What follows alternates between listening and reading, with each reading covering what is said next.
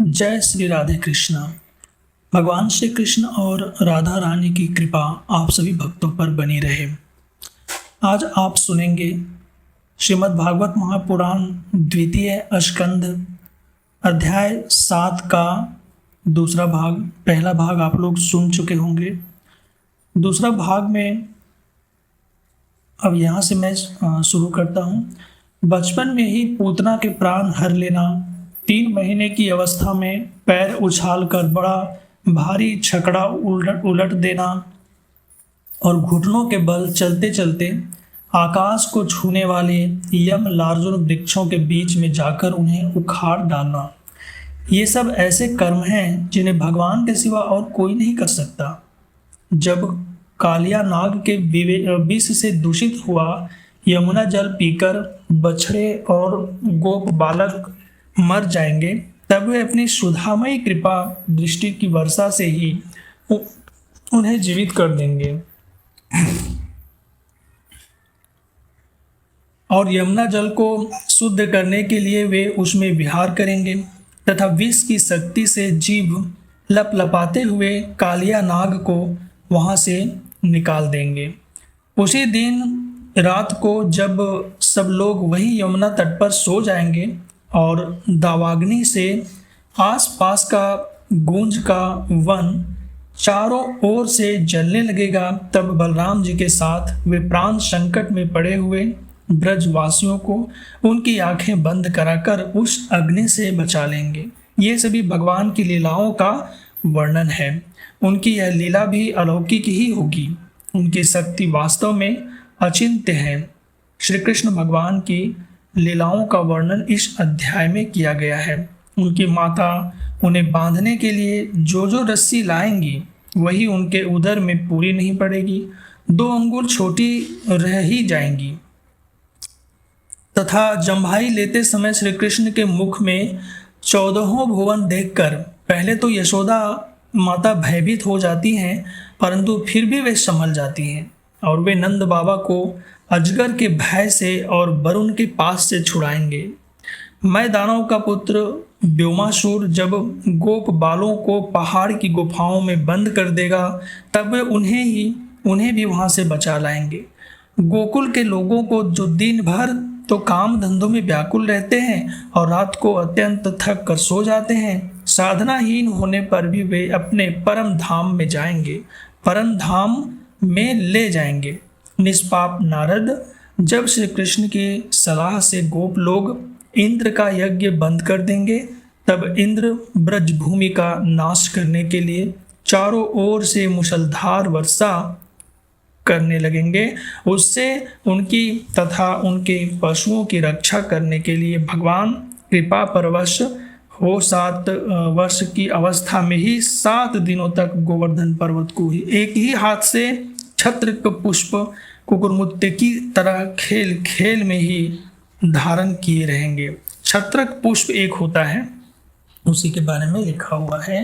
वृंदावन में विहार करते हुए रास करने की इच्छा से वे रात के समय जब चंद्रमा की उज्जवल चांदनी चारों ओर छिटक रही होगी, अपनी बांसुरी पर मधुर संगीत की लंबी तान छेड़ेंगे। उससे प्रेम विवश होकर आई हुई गोपियों को जब कुबेर का सेवक शंखचूड़ हरण करेगा, तब वे उसका सिर उतार लेंगे। और भी बहुत से प्रलंबासुर, धेनुकासुर, बकासुर, केशी, अरिष्टासुर आदि दैत्य, चाणूर आदि पहलवान, कुवल या पीड़, हाथी, कंस, काल यौवन, भौमासुर, मिथ्या, वासुदेव, शाल्व, द्विविध वानर, वल्वल, दंतवक्त्र, राजा नग्नजित के 7 बैल, संबरासुर, विदुरथ और रुक्मी आदि तथा कंबोज, मत्स्य, कुरु,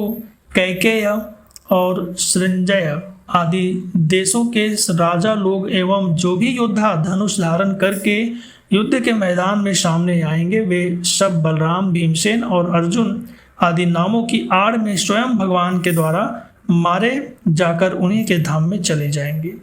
समय के फेर से लोगों की समझ बहुत कम हो जाती है, आयु भी कम होने लगती है। उस समय जब भगवान देखते हैं कि अब ये लोग मेरे तत्व को बतलाने वाली वेद वाणी को समझने में असमर्थ होते जा रहे हैं, तब प्रत्येक कल्प में सत्यवती के गर्भ से व्यास के रूप में प्रकट होकर वे वेद रूपी वृक्ष का विभिन्न शाखाओं के रूप में विभाजन कर देते हैं।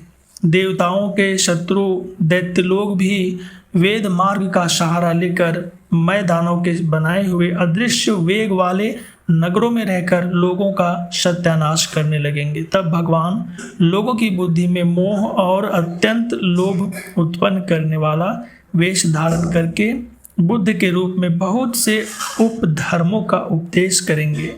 कलयुग के अंत में जब सत्पुरुषों के घर भी भगवान की कथा होने में बाधा पड़ने लगेगी, ब्राह्मण, क्षत्रिय तथा वैश्य पाखंडी और शूद्र राजा हो जाएंगे।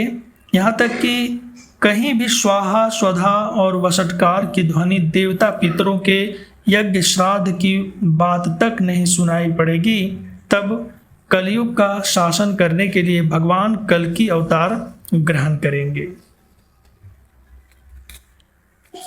जब संसार की रचना का समय होता है, तब तपस्या, 9 प्रजापति, मरीचि आदि ऋषि और मेरे रूप में जब सृष्टि की रक्षा का समय होता है, तब धर्म, विष्णु, मनु, देवता और राजाओं के रूप में तथा अब सृष्टि के प्रलय का समय होता है। तब अधर्म, रुद्र तथा क्रोधवश नाम के सर्प एवं दैत्य आदि के रूप में सर्वशक्तिमान भगवान की माया विभूतियां भी प्रकट होती हैं। अपनी प्रतिभा के बल से पृथ्वी के एक एक धूलि कण को गिन चुकने पर भी जगत में ऐसा कौन पुरुष है जो भगवान की शक्तियों की गणना कर सके। जब वे त्रिविक्रम अवतार लेकर त्रिलोकी को नाप रहे थे, उस समय उनके चरणों के अदम्य वेग से प्रकृति रूप अंतिम आवरण से लेकर सत्यलोक तक सारा ब्रह्मांड कांपने लगा था। तब उन्होंने ही अपनी शक्ति से उसे स्थिर किया था। समस्त सृष्टि की रचना और संहार करने वाली माया उनकी एक शक्ति है। ऐसी अनंत शक्तियों के आश्रय उनके स्वरूप को ना मैं जानता हूँ और ना वे तुम्हारे बड़े भाई सनकादि ही जानते हैं। फिर दूसरों का तो क्या कहना है। आदिदेव भगवान शेष सहस्त्र मुख से उनके गुणों का गायन करते आ रहे हैं, परंतु वे अब भी उसके अंत की कल्पना नहीं कर सके। जो निष्कपट भाव से अपना सर्वस्व और अपने आप को भी उनके चरण कमलों में निछावर कर देते हैं, उन पर वे अनंत भगवान स्वयं ही अपनी ओर से दया करते हैं और उनकी दया के पात्र ही उनकी दुस्तर माया का स्वरूप जानते हैं और उसके पार जा पाते हैं। वास्तव में ऐसे पुरुष ही कुत्ते और शियारों के कलेवा रूप अपने और पुत्र आदि के शरीर में यह मैं हूँ और यह मेरा है ऐसा भाव नहीं करते। प्यारे नारद, परम पुरुष की उस योग माया को मैं जानता हूँ तथा तुम लोग भगवान शंकर, दैत्यकुल, भूषण प्रहलाद, शत्रुपा, मनु, मनुपुत्र, प्रियव्रत आदि प्राचीन और बरही, ऋभु और ध्रुव भी जानते हैं। इनके सिवा इक्ष्वाकु, पुरुरवा, मुचुकुंद, जनक, गाधी, रघु, अम्बरीश, सगर, गय, ययाति आदि तथा मानधाता, अलर्क, शतधन्वा, अनु, रंतिदेव, भीष्म, बलि, अमृतरयस्य, दिलीप, सौभरी, उत्तंक, शिबी, देवल, पिप्पलाद, सारस्वत, उद्धव, पराशर, भूरिसेन एवं विभीषण, हनुमान, सुखदेव, अर्जुन, आष्ट्रीसेन, विदुर और श्रुतदेव आदि महात्मा भी जानते हैं, जिन्हें भगवान के प्रेमी भक्तों का सा स्वभाव बनाने की शिक्षा मिली है। वे स्त्री, शूद्र, हूण, भील और पाप के कारण पशु पक्षी आदि योनियों में रहने वाले भी भगवान की माया का रहस्य जान जाते हैं और इस संसार सागर से सदा के लिए पार हो जाते हैं। फिर जो लोग वैदिक सदाचार का पालन करते हैं, उनके संबंध में तो कहना ही क्या है। परमात्मा का वास्तविक स्वरूप एक रस, शांत, अभय एवं केवल ज्ञान स्वरूप है। ना उसमें माया का मल है और ना तो उनके द्वारा रची हुई विषमताएं ही हैं। यह सत्य और असत दोनों अलग हैं, परे हैं। किसी भी वैदिक या लौकिक शब्द की वहाँ तक पहुँच नहीं है। अनेक प्रकार के साधनों से संपन्न होने वाले कर्मों का फल भी वहाँ तक नहीं पहुँच सकता, और तो क्या स्वयं माया भी उसके सामने नहीं जा पाती, लजाकर भाग खड़ी होती है। परम पुरुष भगवान का वही परम पद है। महात्मा लोग उसी का शोक रहित अनंत आनंद स्वरूप ब्रह्म के रूप में साक्षात्कार करते हैं। संयमशील पुरुष उसी में अपने मन को समाहित करके स्थित हो जाते हैं। जैसे इंद्र स्वयं मेघ रूप से विद्यमान होने के कारण जल के लिए कुआं खोदने की कुदाल नहीं रखते, वैसे ही वे भेद दूर करने वाले ज्ञान साधनों को भी छोड़ देते हैं। समस्त कर्मों के फल भी भगवान ही देते हैं, क्योंकि मनुष्य अपने स्वभाव के अनुसार जो शुभ कर्म करता है वह सब उन्हीं की प्रेरणा से होता है। इस शरीर में रहने वाले पंचभूतों के अलग अलग हो जाने पर जब यह शरीर नष्ट हो जाता है, तब भी उसमें रहने वाला अजन्मा पुरुष आकाश के समान नष्ट नहीं होता। बेटा नारद, संकल्प से विश्व की रचना करने वाले षडैश्वर्य संपन्न श्री हरि का मैंने तुम्हारे सामने संक्षेप में वर्णन किया।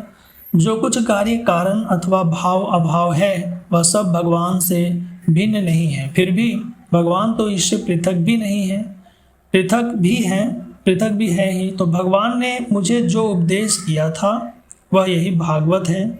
इसमें भगवान की विभूतियों का संक्षिप्त वर्णन है, तुम इसका विस्तार करो। जिस प्रकार सबके आश्रय और सर्वस्वरूप भगवान श्री हरि में लोगों की प्रेममयी भक्ति हो, ऐसा निश्चय करके इसका वर्णन करो। जो पुरुष भगवान की अचिंत्य शक्ति माया का वर्णन या दूसरे के द्वारा किए हुए वर्णन का अनुमोदन करते हैं अथवा श्रद्धा के साथ नित्य श्रवण करते हैं, उनका चित्त माया से कभी भी मोहित नहीं होता।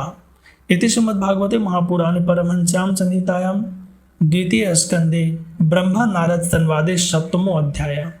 7वां अध्याय आज यहाँ पर समाप्त होता है। 8वां अध्याय में है राजा परीक्षित के विविध प्रश्न। इसको हम लोग कल अगले वीडियो में सुनेंगे। तब तक अपना ख्याल रखिए और प्रेम से कहिए जय श्री राधे कृष्णा।